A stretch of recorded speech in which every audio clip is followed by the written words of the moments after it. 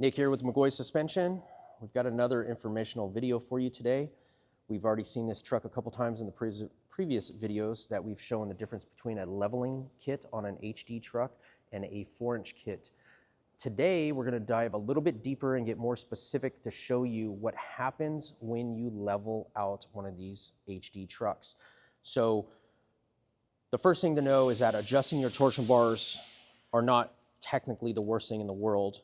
It just comes down to is how far you adjust them and how far up and ride height you adjust them can start to hinder multiple different pieces of the front suspension. So we're going to go over those today. I wanted to start on the ground with this truck. This is a 2026 GMC 2500 HD, and this is running our McGaughys 2.5-inch leveling kit, which consists of upper control arms, our specially valved M84 series shocks, and torsion key adjuster, leveling keys. But those are the components that are on this truck. And this truck right now, if we can get Dylan in here real quick to give us a baseline, I want to show you this while it's on the ground. From the fender lip to the center hub, Dylan's going to get a measurement real quick here. 26.5. Okay, so we're sitting at 26.5, and we know that these trucks off the showroom floor from that center hub to the fender lip are at 24 inches. So we're sitting at 2.5 inches of ride height gain. The back is factory. We're sitting on a set of 35-1250 Toyo RT trails, and we've got a hostile wheel in an 18x9. I believe these are a positive 12, which are like a 5.5 backspace, to kind of give you an understanding of what we're working with here. So that is a baseline. This truck is sitting 2.5 inches up front, stock in the rear, 35-1250s. Let's get it up on the rack and start taking off the torsion bar and start showing you the ride zone issues of different ride heights and what happens to it. So for the next part of this demonstration, we've got the truck up on the hoist and we've got it lifted up with this jack underneath it. And Dylan is taking out the torsion bar bolts.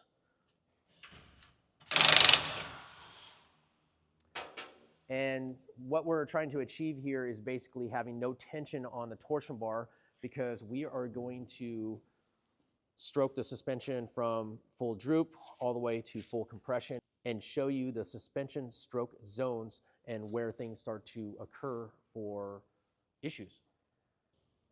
Okay, so we have the truck on this 4-post rack. We've got it held up by this jack in the center because we removed the torsion bar adjuster bolts and the nut that holds tension on the torsion bar. So now the torsion bars are free. There's no tension on them at all. And we're able to now move the truck up and down. And we're going to show you some differences of ride heights that are significant to the stock truck and to a leveled truck. So let's go over this plumb bob that we have set up here from the fender down to the center wheel hub.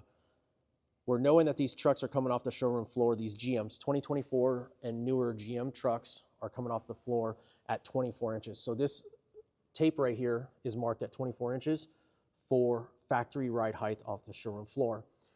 Then some other significant numbers that we have here is this 27-inch mark. That is full droop travel from factory. If the truck had factory shocks, factory upper control arm, everything is factory. When you jack up your truck in your driveway and let the suspension hang and let the tire rotate, you'll find that the center hub will be 27 inches at full droop.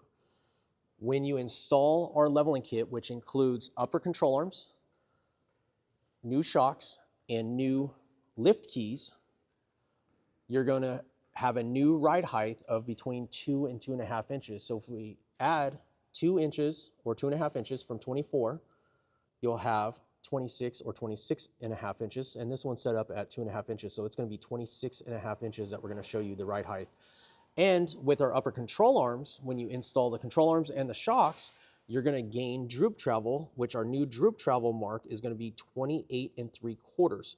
So you're going to gain 1 3/4 inch droop travel by installing our shock and our upper control arm, which is going to be a significant difference of suspension travel, which we're going to better explain underneath the truck, showing you what changes and what starts to bind up and contribute to a rough ride if you don't set up the ride height correctly. Okay, so now let's look underneath this truck and look at the angles. Again, 24 inches, so this is factory off the showroom floor. We have ball joint and lower control arm angle. Very slight angle, pretty level. No binding on the ball joint. You have full articulation available for full droop travel and compression travel. You're looking at the CV shafts there, and the CV shafts, that's your CV right there.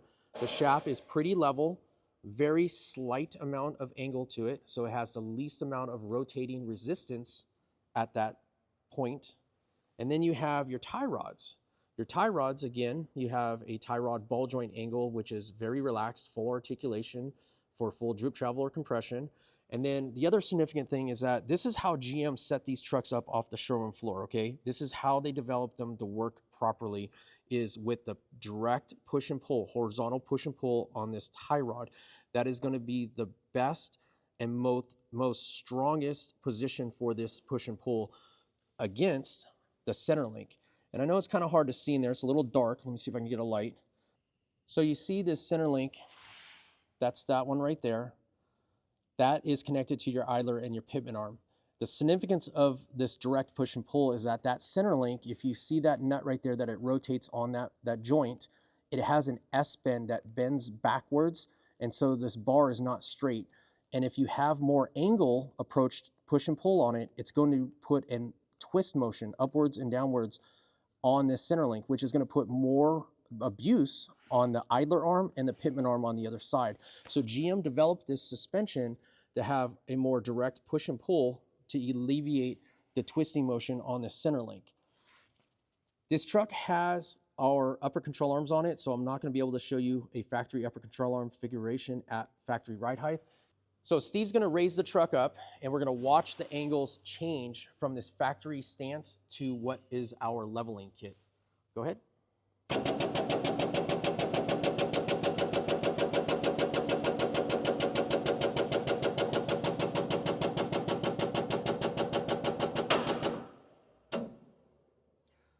So we've just now added ride height to it.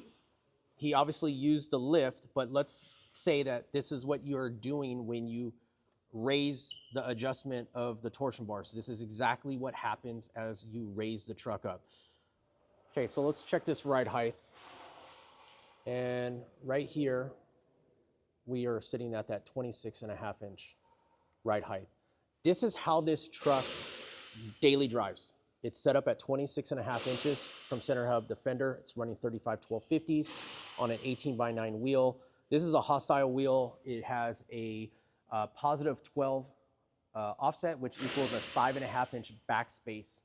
This is what we're using on this truck for a leveled setup for tire and wheel.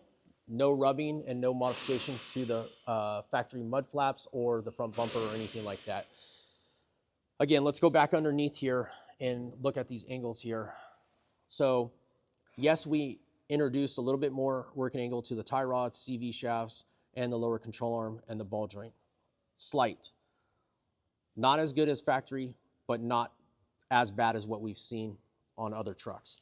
So what's going to happen here is that if you have factory upper control arms, because we talked about earlier that factory droop travel is 27 inches, if this truck had factory control arms and factory shocks, you literally would only have a 1/2 inch of droop travel. And droop travel is from static ride height, how far the suspension drops out. So this limiting only a 1/2 inch from factory ride height was 3 inches, keep in mind. So now you've discredited the droop travel by 2.5 inches. You gained your ride height, but now you're close to maxing out the suspension travel, and that's where your ride starts to get rough. And again, we don't have a factory upper control arm, so we can't show you it locking out, but basically the locking out area will be right in there at the upper control arm and the frame stop. That would all bind up and jeopardize your ride quality. So next thing that we're going to do is we're going to take it a little bit further over 26.5 inches and show you what starts to happen even further. and why we want to only see our components going up to 26.5 inches so you don't overstretch the suspension. Keep in mind, we're gonna go all the way up to 28 3/4 to the max droop travel that this truck has available now at this point, and we're gonna show you what it looks like maxed out at that ride height.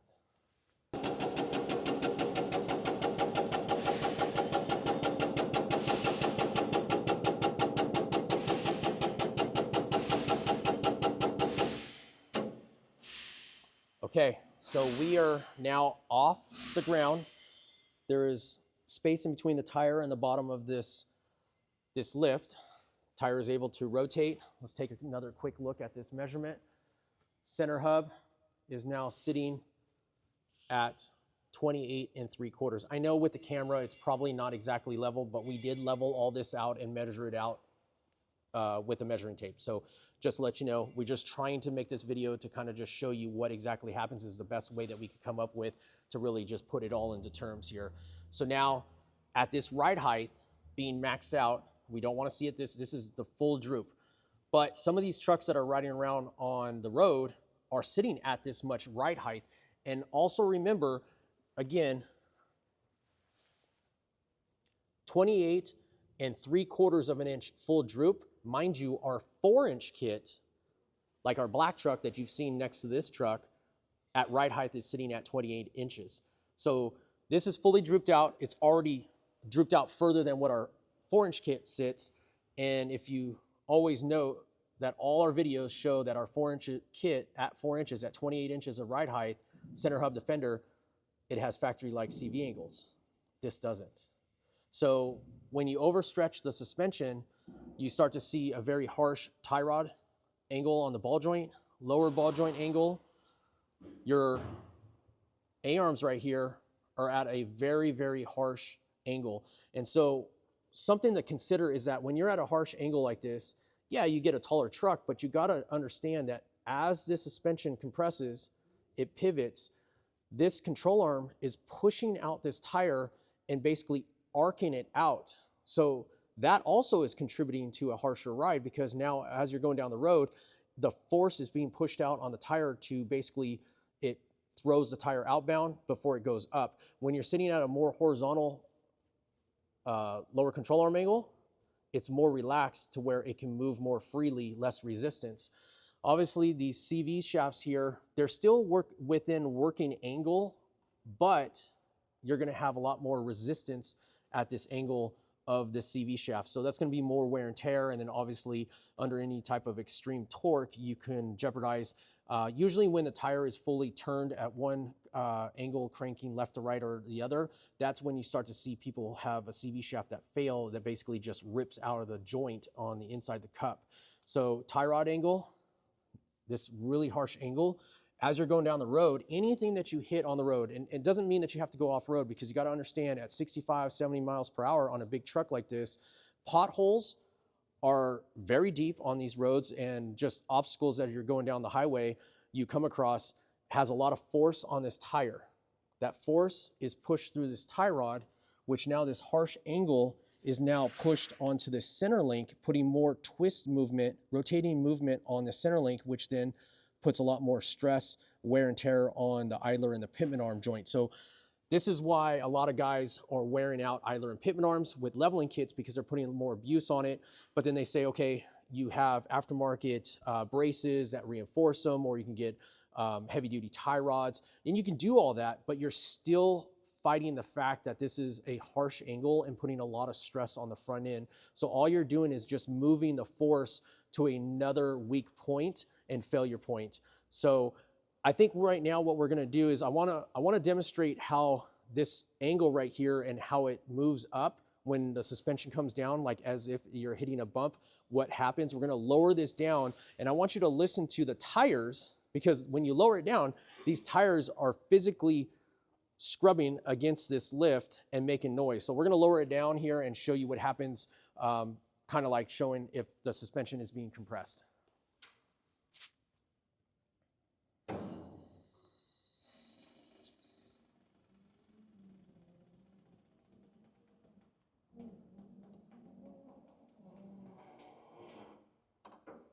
So I don't know if you guys got to see this, but physically that tire pushed out, and then obviously you heard the tire scrubbing against the lift. It doesn't move like tremendous amount, but it's enough force that is going to bind up your suspension and offer resistance against the suspension moving. So if you want to, I mean, I'm going to put this into perspective here. If you want to spend extra money on a high dollar off-road shock to better the ride quality, well, you're still fighting the fact that this tire is binding up and the suspension is binding up. So even if you spend hundreds of dollars on an aftermarket shock, reservoirs and all that other stuff, you're still working against yourself with all these angles. So for the next part of this video, we've got this truck set up back again at 26.5 inches of ride height. This is our setup ride height for our leveling kit, which is upper control arms. So I wanted to take a minute and talk about the significance of our upper control arms and what is the value of them. So the first point, just like we're talking about in this video, is the droop travel that's available to it. So these control arms are configured to allow for the suspension to droop out further. So then as you go up in ride height, you still have a combination for droop travel. The next thing that's going to happen with this control arm is that it's designed and configured to move the ball joint back. And yes, there might be some people that say, well, you can move the eccentrics on the back side or the front side to kind of finagle that, but you do run out of opportunity for that to happen in the correct spec that might be needed to make this truck drivable at that ride height. Because what happens is when the ball joint goes forward, it gives positive caster, and then basically the truck wanders going down the road because it's more forward on the caster. So you want to bring the caster back. And yes, like I said, some people are using the eccentrics to do that. But when you do that, you start to now make the control arm basically fit in the pocket at an angle, and that can distort the bushing and just how it sits in the control arm. And then again, if it's at an angle and it's binding up, again, that's more resistance that can be binding up your suspension. So those are the contributing factors of the design that's going to help out with the leveled stance of the truck for drivability and better alignment angles. So I think we covered pretty much everything to explain what happens to a truck when you level it out too aggressively, or what you can gain when it's set up at proper ride height. Again, this truck has our leveling kit on it, and if you want more than this leveling kit, then you might want to look at one of our 4-inch kits. We have videos on that one, and also comparing this one next to our 4-inch kit as well, so you can see the difference in overall ride height. If you guys have any questions on anything that we've discussed here, feel free to reach out to us. You can call the office, or my name is Nick, and you can get a hold of me on Instagram or Facebook. I'll be happy to go over any of your questions that are reflecting this video and this setup. I want to point out, adjusting your torsion bars are not a bad thing. How high you go and where you set the ride height can be a positive thing or a negative thing for all the reasons that we just covered in this video. As always, thanks for watching, and thanks for supporting us, and we'll see you on the next video.